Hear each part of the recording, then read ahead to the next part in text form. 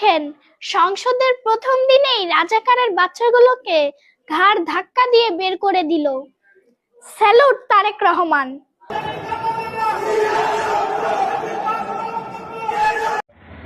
মোদির অবৈধ সন্তানের কথাবার্তা শুনুন। এই ছোট্ট মেয়ে, তাকে ছোট থেকেই দেহ ব্যবসা কিভাবে করতে হয় সেটা শিখাচ্ছে তার বাবা মা, এবং মিথ্যা কথা, মানুষের নামে গুজব রটানো, এইগুলো শিখাচ্ছে। আগে শুনে আসি, চলুন কি হয়েছিল সেই ভিডিওতে।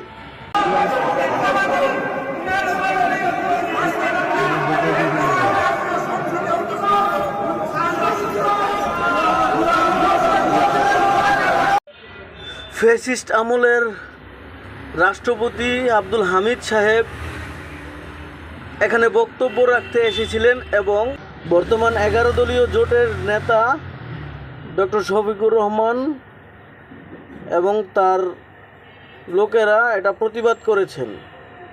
আর এইটাকে নিয়েই ও ভিডিও বানিয়েছে যে তাদেরকে তারেক রহমান বের করে দিয়েছে সংসদ থেকে।